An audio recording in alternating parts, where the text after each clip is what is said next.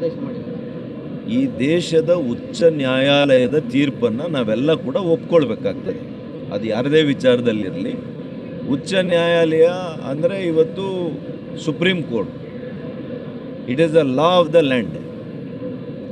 ಅವ್ರು ಏನು ಆರ್ಡರ್ ಮಾಡ್ತಾರೆ ಅದು ಈ ದೇಶದ ಕಾನೂನಾಗುತ್ತೆ. ಆ ಕಾನೂನಿಗೆ ನಾವೆಲ್ಲ ಕೂಡ ಒಪ್ಪಲೇಬೇಕು, ನಾವು ಒಪ್ಪಲೇಬೇಕು.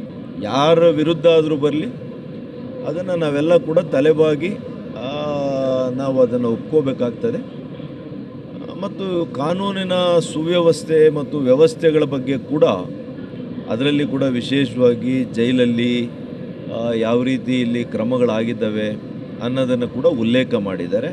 ಇದನ್ನು ಕೂಡ ರಾಜ್ಯ ಸರ್ಕಾರ ಗಮನಿಸಬೇಕಾಗ್ತದೆ.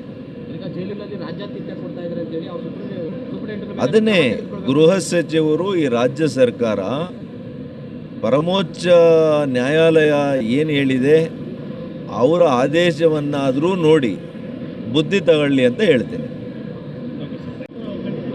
ಈಗ ಒಂದು 15 ದಿವಸಕ್ಕೆ ಮುಂಚೆ ಸುಪ್ರೀಂ ಕೋರ್ಟಲ್ಲಿ ಜಡ್ಜಸ್ ಅವರು ಏನು ಮಾತಾಡಿದ್ರು ಅಂತ ನಾವೆಲ್ಲ ಪತ್ರಿಕೆಗಳಲ್ಲಿ ನೋಡಿದ್ವಿ. ಅದನ್ನು ನೋಡಿದ ಮೇಲೆ ರದ್ದು ಮಾಡ್ತಾರೆ ಅಂತಲೇ ನಮಗೂ ಕೂಡ ಅನಿಸಿತ್ತು. ತಪ್ಪು ಮಾಡಿದ್ದಾರೆ ಹೈಕೋರ್ಟು ಅಂತ ಸುಪ್ರೀಂ ಕೋರ್ಟ್ ಜಡ್ಜು ನೇರವಾಗಿ ಹೇಳಿದರು. ಇದು ಕೋರ್ಟ್ ತೀರ್ಮಾನ ಅಲ್ವಾ, ಅದ್ರ ಬಗ್ಗೆ ನಾವು ಹೆಚ್ಚು ಮಾತಾಡೋದು ಸೂಕ್ತ ಅಲ್ಲ.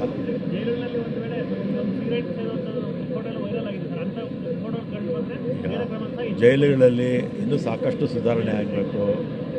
ಜೈಲುಗಳಲ್ಲಿ ಮೊಬೈಲಲ್ಲಿ ಫೋನ್ ಮಾತಾಡೋದು ಮತ್ತು ಇನ್ನೂ ಅನೇಕ ಲೋಪದೋಷಗಳೆಲ್ಲ ಇದೆ. ಒಳ್ಳೆ ದಕ್ಷ ಅಧಿಕಾರಿಗಳನ್ನ ಹಾಕಿದಂಥ ಸಂದರ್ಭದಲ್ಲಿ ಸ್ವಲ್ಪ ಚೆನ್ನಾಗಿರುತ್ತೆ. ಸ್ವಲ್ಪ ಸಡಿಲ ಬಿಟ್ಟರೆ ಏನಾಗುತ್ತೆ, ಇದೆಲ್ಲ ಆಗುತ್ತೆ. ಅದಕ್ಕೆ ನಾನು ಗೃಹ ಮಂತ್ರಿ ಆಗಿದ್ದಾನಲ್ವ, ಅದಕ್ಕೆ ಒಳ್ಳೆ ಸ್ಟ್ರಿಕ್ಟ್ ಆಫೀಸರ್ಸ್ನ ಜೈಲಿಗೆ ಹಾಕಿ ಸಾಕಷ್ಟು ಸುಧಾರಣೆ ಆಗುತ್ತೆ.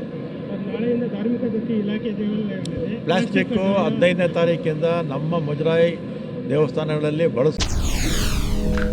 SS TV ಸಿನಿಮಾ ಜಗತ್ತಿನ ಕ್ಷಣ ಕ್ಷಣದ ಸುದ್ದಿಯೊಂದಿಗೆ.